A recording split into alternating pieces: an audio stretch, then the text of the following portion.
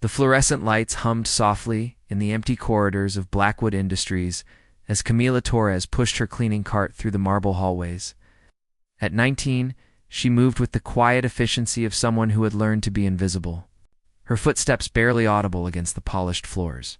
The clock on the wall read 3:17 a.m., and she still had 12 floors to clean before dawn. Camila paused at the window overlooking the city skyline, her reflection ghost-like against the glass. Dark circles shadowed her brown eyes, evidence of the double life she led. During the day, she attended community college classes on a partial scholarship. At night, she cleaned office buildings to pay for her mother Rosa's cancer treatments. What nobody knew was that her nights held an even more extraordinary secret. Behind the building, hidden in the abandoned construction site, lived someone who had changed everything. Zara wasn't from this world, literally. She had crash-landed 3 months ago in a shower of silver light that Camila had witnessed while taking out the trash. Instead of fear, Camila had felt an inexplicable connection to the ethereal being with opalescent skin and eyes like captured starlight. Dara appeared human enough to pass casual inspection, but her true form shimmered with an otherworldly beauty that took Camila's breath away. She was a refugee from the distant planet Valthera, fleeing a war that had devastated her homeworld. Her ship lay buried beneath the construction debris, damaged beyond immediate repair. "You work too hard, little star," came a familiar melodic voice behind her. Camila turned to see Zara emerging from the shadows, her form solidifying from the translucent shimmer she used to remain hidden. Even after 3 months, the sight of her alien friend still made Camila's heart skip. Tonight, Zara wore the appearance of a tall, elegant woman with silver blue hair and luminous pale skin. But Camila could see traces of her true nature in the way light seemed to bend around her. "Someone has to pay the bills," Camila whispered, glancing around nervously. "You shouldn't be here. If security sees you, they'll ask questions I can't answer." Zara glided closer, her movements graceful in a way that defied earthly physics. "Your mother's treatment is progressing well. The medications I've been synthesizing from your world's plants are helping her body fight the disease." This was their secret. Zara possessed advanced knowledge of biology and chemistry that she used to create.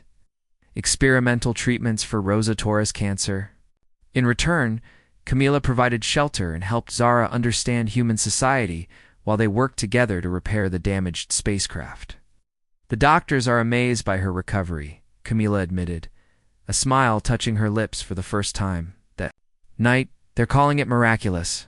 Love is the most powerful force in any galaxy," Zara said softly. "Your devotion to your mother creates an energy that amplifies the healing properties of the compounds I prepare." Their conversation was interrupted by the soft ding of an elevator arriving at their floor. Camila's eyes widened in panic as she recognized the sound. Nobody should be in the building at this hour except security guards, and they always used the stairwells for their rounds. "Hide," she whispered urgently to Zara, who immediately began to fade from view, her form becoming transparent. The elevator doors slid open, and Adrian Blackwood stepped into the hallway. At 32, he was the youngest billionaire in the city. Having built his technology empire from nothing through brilliant innovation and ruthless determination. His dark hair was disheveled, his expensive suit wrinkled from long hours at his desk. He looked exhausted, but his sharp blue eyes immediately focused on Camila with laser-like intensity. "What are you doing here?" he asked, his voice carrying the authority of someone accustomed to immediate answers. Camila's heart hammered. Against her ribs? She had been cleaning his building for 6 months, but had never encountered him directly. His presence filled the hallway, commanding and intimidating, yet somehow magnetic. "I'm cleaning, sir," she managed to say, her voice steadier than she felt. "I work the night shift for Premier Cleaning Services." Adrian studied her with curiosity. Rather than anger, he had built his empire by reading people, and there was something about this young woman that intrigued him. She held herself with dignity despite her humble circumstances, and her eyes held an intelligence that seemed to see right through him. "It's past 3 in the morning," he observed. "Don't your supervisors have limits on working hours?" "At work. Multiple buildings," Camila explained, then immediately regretted revealing more than necessary. The pay is better for overnight shifts. From the corner of her eye, she could see Zara's faint outline pressed against the wall, perfectly still, and invisible to anyone who didn't know to look for her. The alien woman's presence gave her courage. Adrian walked closer, and Camila caught the scent of expensive cologne mixed with coffee and the faint metallic smell of electronics.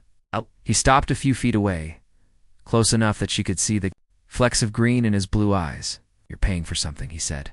Not a question, but a statement. Medical bills. Family emergency. Student loans. His voice softened slightly. "Which one?" The directness of his question caught Camila off guard. She expected dismissal or orders to hurry up and finish her work, not genuine interest in her circumstances. "My mother is sick," she admitted. "The treatments are expensive, and insurance doesn't cover experimental therapies." Something shifted in Adrian's expression.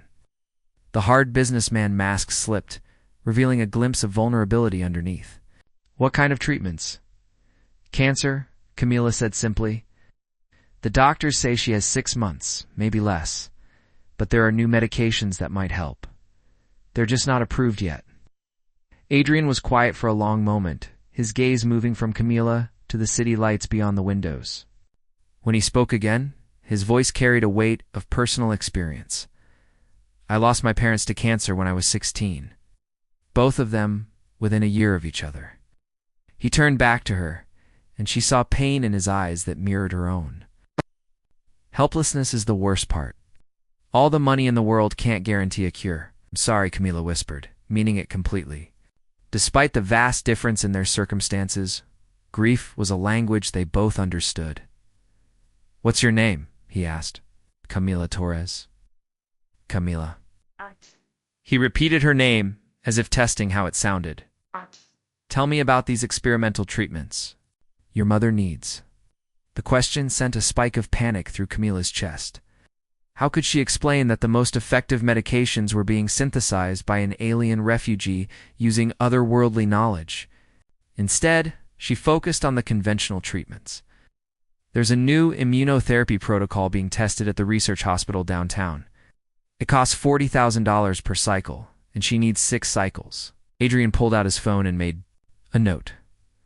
The gesture was casual, but Camila sensed it meant something significant. "You shouldn't have to choose between your education and your mother's health," he said. "How many classes are you taking?" "To this semester, I had to drop the others to work more hours." "What's your major?" "Computer science." The admission felt strange in this surreal encounter. "I want to develop medical software that can help doctors make better treatment decisions." For the first time since entering the hallway, Adrian smiled. It transformed his entire face, making him look younger and more approachable. "Software. Interesting. I started my first company with a program that helped hospitals manage patient data more efficiently." Behind the wall, Zara remained perfectly still. But Camila could sense her friend's growing attention to the conversation. The alien woman was fascinated by human interactions, especially those that revealed the complex emotions that drove their species. "I should let you get back to work," Adrian said, but he made no move to leave. "How long have you been cleaning this building?" 6 months, Camila replied. "I usually work floors 15 through 30. Tonight I'm covering for someone else." "The 15th floor is where we keep our research and development labs," Adrian noted. "Some of our most sensitive projects are developed there." Camila nodded, remembering the high-security keycard access and the signs warning about confidential materials. She'd always been careful to avoid looking at any documents or computer screens during her cleaning rounds. "Your supervisor must trust you completely to give you access to those areas," Adrian continued, studying her reaction. "I signed extensive confidentiality agreements," Camila said. "Besides, I'm not here to spy on anyone. I just want to do good work and get paid." Adrian's expression grew thoughtful. Camila Torres, computer science major, working multiple night shifts to pay for her mother's cancer treatment. He paused. "You're exactly the kind of person this company should be helping, not exploiting." Before Camila could respond, Adrian's phone buzzed with an urgent message. His expression shifted back to business mode as he read the notification. "I have to go," he said. already moving toward the elevator. There's a situation in Tokyo that needs immediate attention.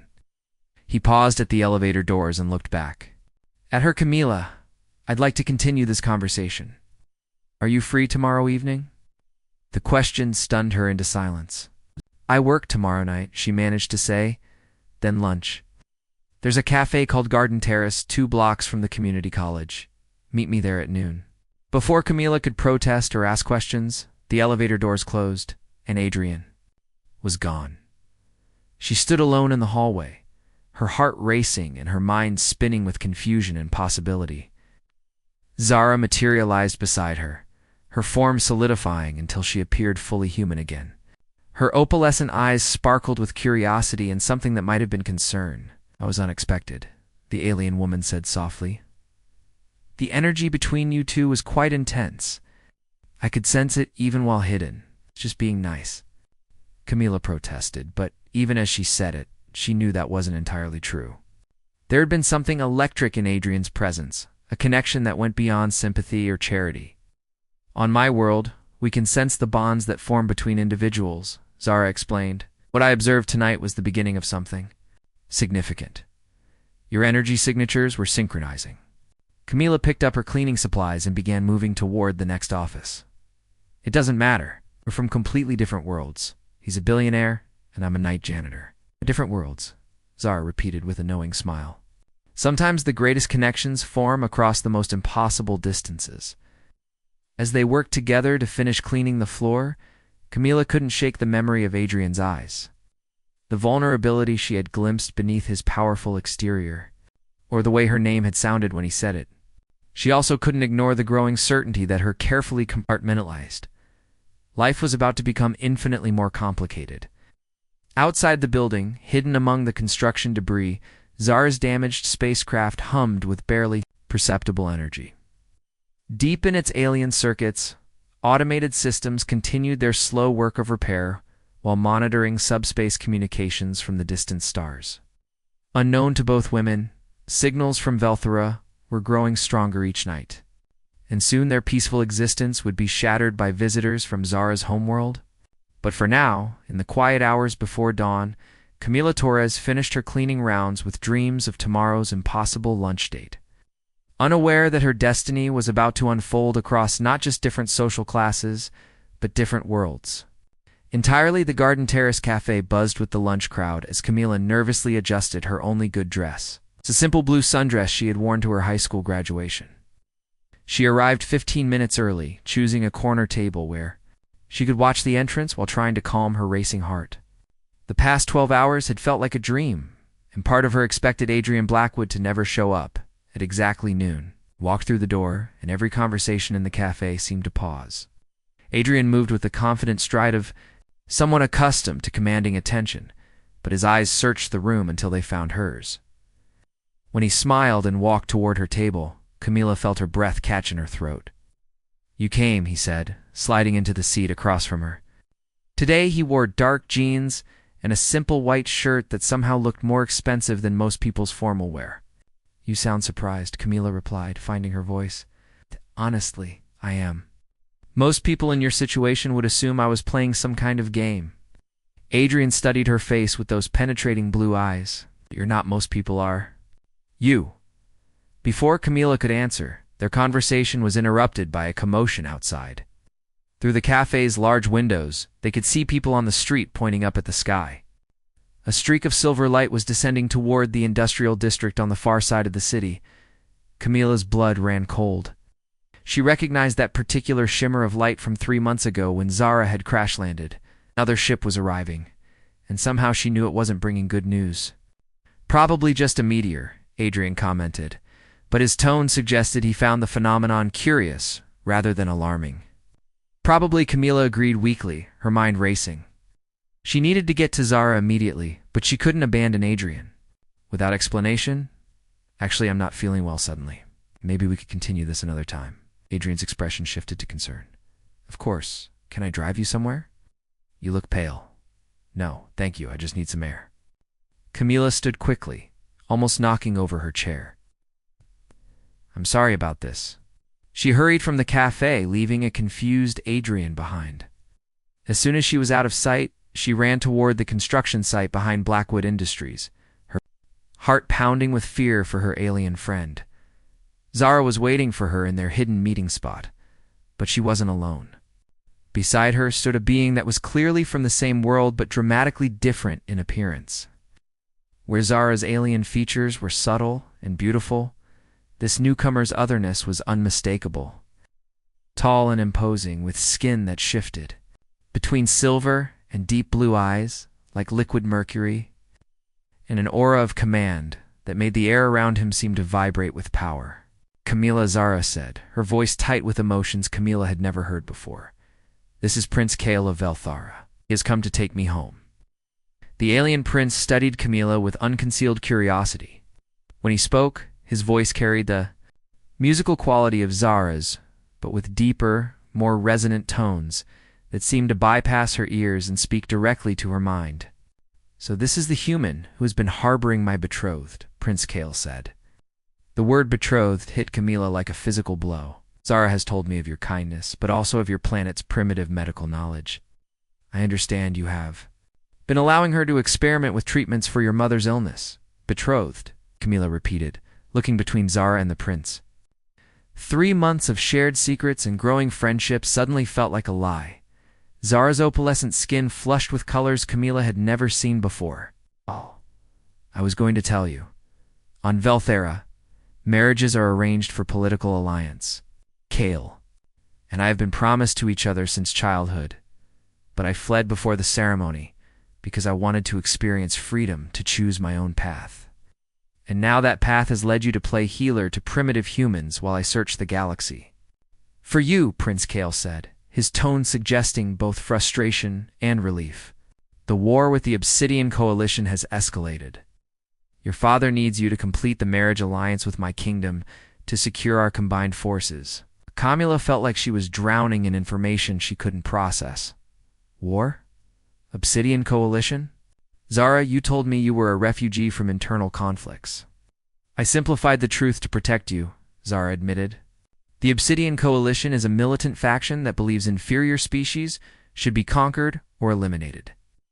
They've been expanding across the galaxy, and Velthara is one of the few worlds powerful enough to stand against them.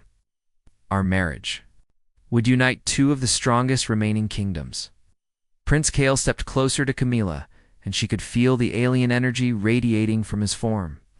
You have been kind to Zara, human, but she belongs to a destiny larger than your small world. We leave tonight. Right? Camila said, surprising herself with her boldness. Zara, is this what you want? To go back to an arranged marriage? Before Zara could answer, the sound of approaching vehicles filled the air. Military trucks surrounded the construction site, and soldiers in full combat gear poured out, weapons raised. Leading them was a stern-faced woman in general's uniform who moved with lethal precision. This is General Patricia Stone, Earth Defense. Force, the woman announced through a megaphone. Unknown entities. You are surrounded. Surrender immediately, or we will open fire. Prince Kale's form began to shift and grow more imposing, his alien features becoming more pronounced as his defensive instincts activated. Primitive soldiers with primitive weapons. Shall I demonstrate why their threats are meaningless, beloved? No, Zara said firmly, placing a restraining hand on his arm. These people have shown me only kindness. I will not allow them to be harmed. Camila found herself caught between 2 worlds, literally. Behind her stood alien beings with power beyond human comprehension. In front of her, Earth's military prepared for what they clearly saw as an invasion. And somehow, she was the only bridge between them. General Stone, Camila called out, stepping forward with her hands raised. I can help you understand what's happening here. General's sharp eyes focused on her. Are you collaborating with these entities? Civilian. I'm trying to prevent a war, Camila replied. Please, give me 5 minutes to explain. Behind the military line, she spotted a familiar figure emerging from a black sedan. Adrian Blackwood walked toward the confrontation with the confidence of someone accustomed to being in control, but his expression showed bewilderment at the surreal scene unfolding. "Camila?" he called out. "What in God's name is happening here?" Situation was spiraling beyond anyone's control when new ships appeared in the sky. These vessels were different from Prince Kale's elegant craft. They were dark, angular, and radiated a malevolent energy that made everyone on the ground take an instinctive step backward. "The Obsidian Coalition," Prince Kale said grimly. "They followed me here." The lead ship opened fire without warning. Energy beams lanced down from the sky, turning military vehicles into twisted metal and sending soldiers scrambling for cover. General Stone was shouting orders, but her weapons seemed pathetically inadequate against alien technology. Prince Kale raised his hands, and a shimmering barrier of energy appeared above the humans, deflecting the alien weapons fire. "Zara, we must leave now. This planet cannot be defended." "No," Zara said with sudden fierce determination. "I will not abandon these people to be slaughtered by the Coalition." Camila showed me that every life has value, regardless of species or power. She turned to face the obsidian ships, and her form began to change. The human appearance she had maintained for months fell away, revealing her true alien nature. She was luminous, magnificent, and terrifying in her otherworldly beauty. Energy crackled around her as she prepared to engage the enemy ships. "Zara, don't," Camila pleaded. "There are too many of them." "Then we fight together," Prince Kale declared, his own form shifting into a more combat-ready configuration. For Valthera, for Earth, and for the right of all beings to choose their own destiny. The battle that followed was unlike anything Earth had ever witnessed. Alien energy weapons turned the sky into a light show of destruction, while Prince Kale and Zara fought desperately to protect the human soldiers below. General Stone coordinated Earth's forces with remarkable adaptability, using their numerical advantage and knowledge of local terrain to support the alien defenders. Adrian had taken cover beside Camila behind an overturned truck, his business suit incongruous in the war zone. "Is there something you haven't told me about yourself?" he asked with remarkable calm given the circumstances. "I've been helping an alien refugee for 3 months, Camila admitted. "She's been creating experimental treatments for my mother's cancer using otherworldly medical knowledge." "The miraculous treatments your mother needed," Adrian said, understanding, dawning in his eyes. "Now there's an interplanetary war happening in my city because of it." "I'm sorry," Camila said. "I never meant for any of this to happen." Adrian looked at her with an expression she couldn't read. "Camila Torres, you are absolutely extraordinary." Before she could ask what he meant, Prince Kale's voice echoed across the battlefield, speaking in perfect English for the benefit of the humans. "The Coalition ships are withdrawing, but this is only the beginning. They know Earth's location now, and they will return with a full invasion force." As the immediate threat receded, Zara landed gracefully near their position. Her alien form was breathtaking, but clearly exhausted from the battle. "Camila," she said, "I must go with Kale to rally the forces of Valthera. But I promise you this. Earth will not face the Coalition alone. Your kindness to me has earned my people's protection." "What about your freedom?" Camila asked. "Your right to choose?" Zara smiled, and even in her alien form the expression was warm and familiar. "I am choosing. I choose to marry Kale not because it was arranged, but because together we can save both our worlds." Sometimes the greatest freedom comes from accepting the responsibilities that love places upon us. Prince Kale approached, his imposing presence somehow gentler now. "Human woman, you have given my beloved something I could not, the wisdom to choose duty freely rather than accept it as obligation. For this gift, you have my eternal gratitude." As the alien couple prepared to depart, Zara handed Camila a small, crystalline device. "This contains all the medical knowledge I have gathered about your mother's condition. The treatments will continue to work, and this will help your Earth doctors understand how to replicate them." "Will I ever see you again?" Camila asked, tears streaming down her face. "When the war is over and peace is secured, I will return to visit my first human friend," Zara promised. "Until then, remember that love transcends all boundaries, even those between stars." The alien ship rose into the night sky, carrying Prince Kale and Zara back to their distant world. As it disappeared among the stars, Camila felt Adrian's hands slip into hers. "So," he said quietly, "your friend just left you the key to revolutionizing human medicine. Earth is apparently now involved in an intergalactic war, and I just realized I'm completely in love with the most remarkable woman I've ever met." Camila turned to look at him, seeing her own exhaustion and wonder reflected in his blue eyes. "You're in love with me?" "I think I have been since the moment I found you cleaning my building at 3 in the morning, Adrian admitted. "But watching you stand between hostile aliens and human soldiers to broker peace pretty much sealed the deal." Despite everything that had happened, Camila found herself laughing. "This is insane. This whole situation is completely insane." "The best things usually are," Adrian replied, pulling her closer. "Camila Torres, will you help me figure out how to protect our world and maybe find some time for a proper date in between saving humanity?" As dawn broke over the city, painting the sky in shades of pink and gold, Camila realized that her life would never be simple again. But looking into Adrian's eyes, feeling the promise of Zara's friendship spanning the stars, and knowing that her mother would live to see many more sunrises, she decided that extraordinary was better than simple any day. Future was just beginning, but so was the greatest love story the galaxy had ever seen. 6 months after the first Obsidian Coalition attack, Earth had transformed into something unrecognizable. Cities across the globe bore the scars of intermittent alien assaults, but humanity had also shown a remarkable capacity for adaptation and resilience. Underground bunkers networked through every major population center. Early warning systems monitored the skies constantly, and most surprisingly, human technology had begun incorporating alien principles thanks to the crystalline device Zara had left behind. Camila stood on the observation deck of the newly constructed Global Defense Center, watching the sun set over a city that had rebuilt itself stronger than before. Her mother Rosa was in complete remission, the alien-inspired treatments having eliminated every trace of cancer from her system. More importantly, human doctors now understood the principles well enough to help thousands of other patients worldwide.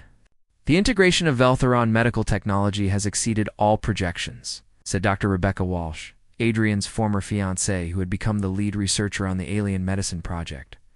Rebecca was brilliant, beautiful, and still clearly harbored feelings for Adrian, which made Camila's position complicated in ways she had never anticipated. "Aurora would be pleased to know her gift is helping so many people," Camila replied diplomatically. Actually, Despite the awkwardness between them, she genuinely respected Rebecca's scientific contributions. "You really believe she cares about human welfare?" Rebecca asked, her tones suggesting skepticism. "Or is this all part of some larger alien agenda we don't understand?" Before Camila could respond, alarms began blaring throughout the facility. General Stone's voice echoed through the communication system, "All personnel to battle stations. Long-range sensors are detecting massive coalition forces approaching from multiple vectors. This appears to be their final assault." Camila's heart raced as she ran toward the command center. Over the past 6 months, she had become an unofficial liaison between Earth's military and their alien allies. Her unique friendship with Zara, making her invaluable for understanding Veltheron, communications, and technology. The command center was chaos controlled by professional discipline. General Stone stood at the central holographic display showing Earth surrounded by red dots representing enemy ships. Each dot represented a vessel capable of destroying entire cities. "Status report," Adrian demanded as he entered the room. as Earth's primary technology contractor for the defense effort, he had security clearance that rivaled government officials. Over 300 coalition vessels in attack formation, General Stone reported grimly. "Our early warning network gives us maybe 4 hours before they reach engagement range." "What about our Veltheran allies?" Camila asked. "Prince Kael's forces are engaged in a major battle 3 systems away," the general replied. "Now they're fighting to protect the Andorian colonies and can't break off to help us." The implications sank in like lead weights Earth would face. Full might of the Obsidian Coalition alone, with only the weapons and defenses they had managed to develop in 6 months of preparation. "There's something else," General Stone continued, her expression grim. "Our deep space monitoring stations have detected another ship approaching from Veltheron's space. It's not responding to communications, but it's not using coalition transponder codes either. On the display screen, a sleek vessel appeared, its design elegant in the distinctive Veltheran style.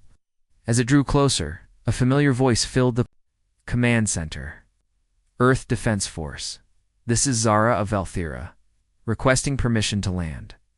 I have information crucial to your survival. Camila felt her heart leap with joy and terror in equal measure. Zara had returned, but her timing suggested desperate circumstances. 20 minutes later, Zara stood in the command center in her human-appearing form. But Camila could see the stress and exhaustion in her alien friend's eyes. She wore what appeared to be battle armor that shifted colors like oil on water, and there was a gravity to her presence that spoke of terrible experiences. The Coalition's attack on Earth is a diversion, Zara announced without preamble. Owlbear. True target is the quantum resonance generator that powers Velthera's planetary defenses. If they can capture it, they'll be able to neutralize the shields, protecting every world in our alliance. Then why attack us at all? General Stone demanded. Because I'm here, Zara replied, her voice heavy with guilt. The Coalition believes that my bond with humanity makes Earth strategically valuable as a hostage. They plan to capture your planet and use it as leverage to force Velthera's surrender. Adrian stepped forward, his business mind immediately grasping the implications. So we're caught in the middle of their real strategy. They sacrifice some ships taking Earth, then threaten to destroy us, unless Velthera gives them what they want. Exactly, Zara confirmed. But there is another option. The alien woman turned to face Camila directly, and in her opalescent eyes, Camila saw a depth of sorrow that made her stomach clench with dread.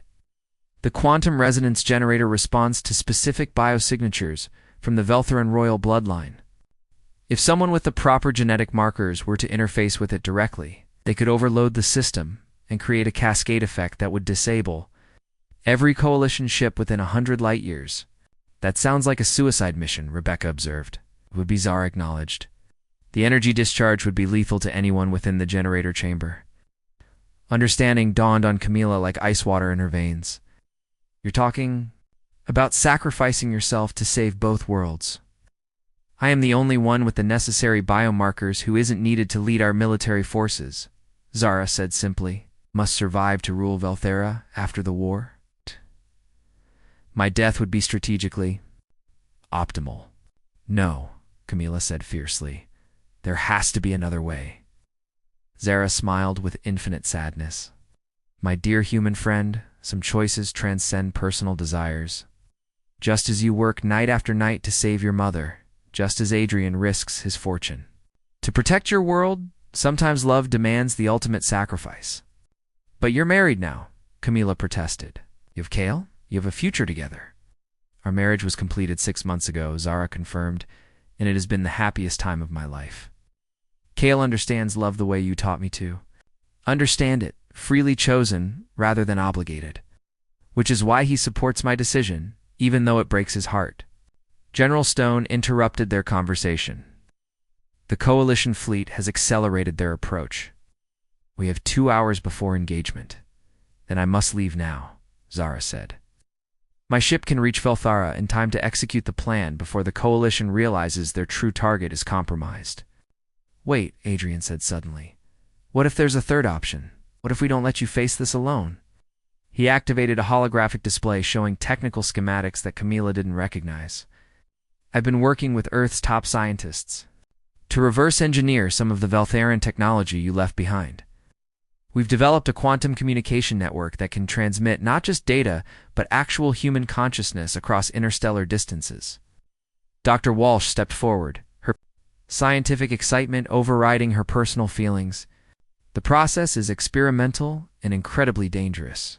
But theoretically, we could project someone's consciousness to Velthera to assist with the quantum resonance generator interface. You're talking about sending someone's mind across space while their body remains here? General Stone asked skeptically. More than that, Adrian continued. We're talking about creating a true mental link between two people, allowing them to share the biosignature, requirements, and potentially survive the energy discharge through distributed consciousness. Zara's eyes widened with hope and terror. Such technology is beyond even Veltheran science. How is this possible? Because we combined your people's understanding of quantum mechanics with humanity's knowledge of neural networks and consciousness mapping, Rebecca explained. It should work, but, Camila prompted. But the human volunteer would be risking not just death, but complete dissolution of consciousness. They might not be able to find their way back to their physical body. Without hesitation, Camila stepped forward. I'll do it. Absolutely not, Adrian said immediately. Adrian's right, Zara agreed. The risks are too great. 8. The risks are too great for me to let my best friend die alone, Camila replied firmly. Zara, you saved my mother's life. You've shown me wonders beyond imagination. You've taught me that love transcends all boundaries, including those between species. Now let me prove I learned that lesson. The command center fell silent as everyone processed the magnitude of what she was proposing. Finally, Adrian spoke. If Camila goes, then I go too. The quantum consciousness technology is partially based on my company's neural interface research. I understand the systems better than anyone. This isn't a democracy, General Stone interjected. I can't authorize civilian personnel for a mission. This dangerous, General, Camila said quietly. With respect, you can't stop us. This technology exists, the equipment is ready, and the coalition fleet will be here in less than 2 hours. We don't have time for committee discussions. Zara looked between Camila and Adrian, seeing something in their shared determination that reminded her of her own bond with Prince Kale. If you do this, if you truly mean to link your consciousness with mine across the galaxy, then you should. Know that such a connection changes people permanently. You would carry part of each other's minds and memories for the rest of your lives. Camila reached out and took Adrian's hand. I can't think of anyone I'd rather share that bond with. Adrian squeezed her fingers, his blue eyes bright with love and terror. Camila Torres, you continue to be the most extraordinary person I've ever met. The next hour passed in a blur of technical preparations and emotional goodbyes. Rosa Torres arrived to embrace her daughter, tears streaming down her face, but pride shining in her eyes. You get this courage from your father, she whispered. He would be so proud of who you've become. As Zara prepared to depart for Velthura, she pulled Camila aside for a private moment. My dear friend, there is something you should know. Quantum Consciousness Link will show you parts of my memories, including my time on Velthura and my relationship with Kale. You will understand our world through my experiences, and you'll understand Earth through mine, Camila realized. Our friendship will become something even deeper. Exactly. Are you prepared for such intimacy with an alien mind? Camila smiled through her tears. Zara, you've been my sister in every way that matters for months. Sharing consciousness with you feels like the most natural thing in the universe. As Zara's ship disappeared into the star-filled sky, Camila and Adrian were connected to the experimental quantum consciousness projection system. Dr. Walsh, out, monitored their vital signs while technicians made final adjustments to equipment that represented the pinnacle of human and alien science combined. Remember, Adrian said as they lay on parallel medical tables with neural interfaces attached to their heads? No matter what happens, we find each other. In consciousness, in space, in whatever realm this takes us to, we find each other. Always, Camila promised. The activation sequence began. In reality dissolved into streams of quantum data flowing across interstellar distances. Camila felt her consciousness expand beyond the boundaries of her physical form. Reaching across the void to touch minds, both human and alien, she found Adrian first, his familiar thoughts like a lighthouse in the cosmic storm. Together they reached further, following the quantum thread that connected them to Zara on distant Velthera. When the three consciousnesses finally merged in the quantum resonance generator chamber, Camila experienced a moment of unity that transcended species, worlds, and physical limitations. Through Zara's memories, she saw the breathtaking beauty of alien cities built from living crystal. Through Adrian's mind, she felt the fierce protective love that drove all his ambitions. And through her own perspective, both her friends experienced the simple, powerful truth that had guided her from the beginning. Every being in the universe deserved compassion, protection, and the freedom to choose their own destiny. The quantum resonance generator responded to their combined biosignatures and conscious intent. Instead of a violent overload that would have killed Zara alone, the three-way mental link allowed them to control the energy release, directing it with surgical precision to disable the coalition fleet without destroying the planets they orbited. Across space, hundreds of alien warships found their weapons and engines simultaneously failing. The massive invasion force became a collection of powerless hulks drifting in space, their crews alive but completely unable to continue their aggressive campaign. When Camilla's consciousness finally returned to her body on Earth, she found Adrian already awake beside her, his eyes filled with wonder and memories that weren't originally his own. "Did it work?" Dr. Walsh asked anxiously. "The Coalition fleet has been completely disabled," General Stone announced, reading reports from tracking stations. "Every ship is dead in space. Whatever you three did, it worked perfectly." But the real proof came in the form of communications from Velthera. Prince Kale's image appeared on the command center's main screen, with Zara alive and well beside him. "Earth friends," the alien prince said, "you have saved not just our worlds but countless others throughout the galaxy. The consciousness link you created has given us new understanding of the bonds between species. This is truly the beginning of a new age of cooperation."